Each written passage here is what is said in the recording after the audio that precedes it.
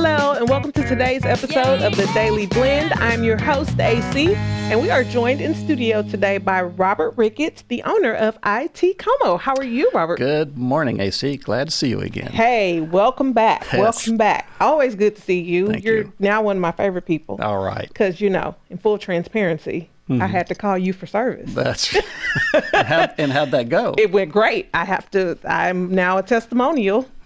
My laptop crashed. Yep. And I said, I got to call Robert because Yeah. I think I'm going to have to chuck this thing. Yep. And I did not have to chuck it. Good. You were able to fix it. Thank you. For Yeah, me. yeah. So thank you so much for that. Thank you so much. I'm now up and running again.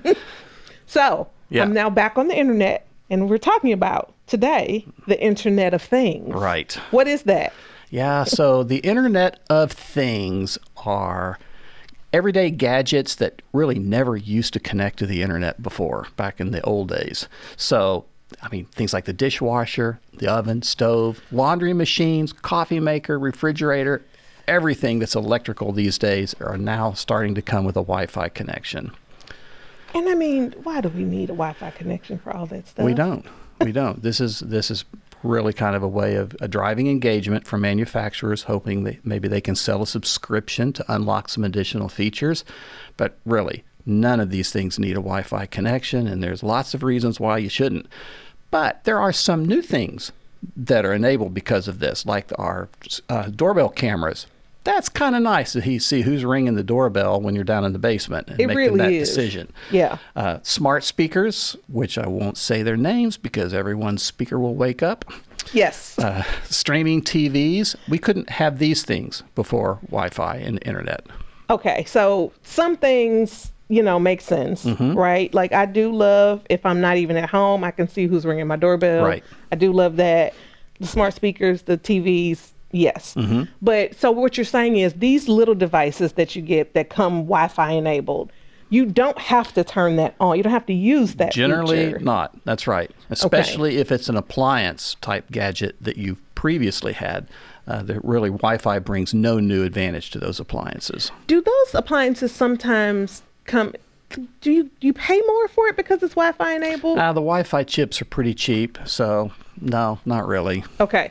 So I can just buy it and choose not to. That's right. activate Just that don't part. turn the Wi-Fi on. Okay. Right.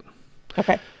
All right. And because what are the concerns about sometimes turning the Wi-Fi on? Well, first, in there's those? the privacy concerns. Right. Like the TVs, you can bet, are reporting back everything you watch and when you watch it, and there's really nothing you can do about that. Well, not easily.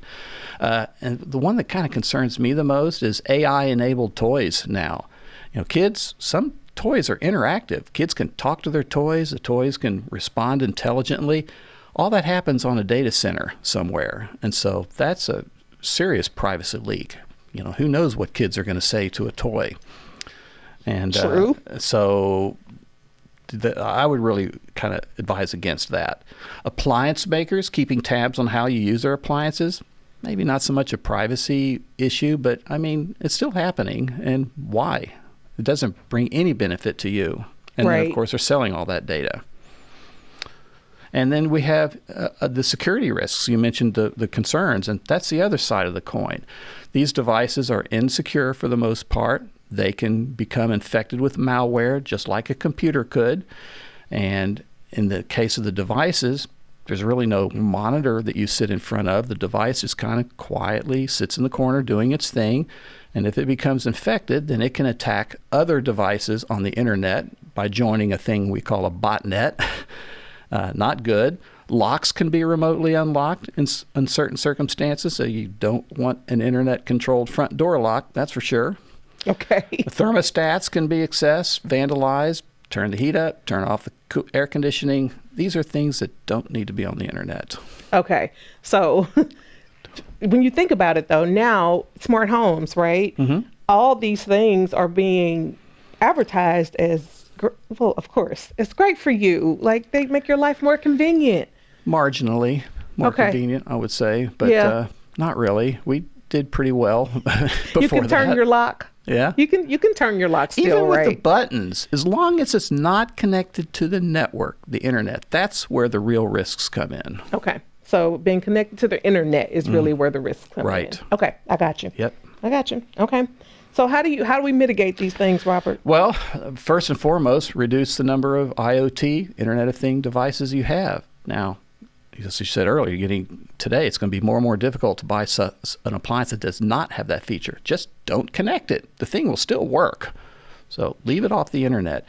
To the extent that you do connect some of these things, you'll want to change default credentials, how that device is accessed to set it up. Use aggressive firewalls so they can't phone home or touch the internet while still providing you some remote capability inside your home. Use an isolated Wi-Fi network. Kind of we're getting into the weeds here. Yeah. So this is the kind of thing that an IT guy would do. Yeah. But it can reduce a fair amount of the risk that these things introduce while still kind of having that usefulness in the home. Okay. All right. So you're saying, what were you saying to the common layperson, right? You're going to be buying these new, Internet of Things kind of things, right? Because our toasters are going to go out. That's the right. refrigerators have Wi-Fi now. Just don't connect them. Just don't connect them. Right. That's probably the best. Exactly. The best bet. Otherwise, if you want to connect it, because what if let's say you're a techie person and you like you like to see the weather on the front of your refrigerator. Well, then there's secure ways of doing that. Right. There's secure ways of doing it. We can talk about that. Okay. And that's when they got to call somebody like you, because you're like, I don't know how to do it securely. I only know how to hook it up the way I've been hooking it up. You can learn more about this on my website, ITCOMO.com. There's a tab up at the top called Articles. And somewhere in a mess of articles that I've written on all these topics is Internet of Things. And just, have a read and see what you think about that. Okay. All right. Well, I tell you, I live in a split household. I want to connect everything, and my husband wants to connect nothing. Yeah, I'm probably gonna be lining up behind hubby. Yeah. We mostly end up, somewhere right down the middle. Connect some things, don't connect some things. But if we left it up to him, nothing in our house would be connected to the Wi-Fi. Well, the doorbell's handy. The doorbell I'll grant you that one, Robert. The doorbell is very handy. You can talk back to the person. You don't even have to be at home. It's great. That's Robert, right. as always, thank you for being here. Thank you, AC. Glad to see you.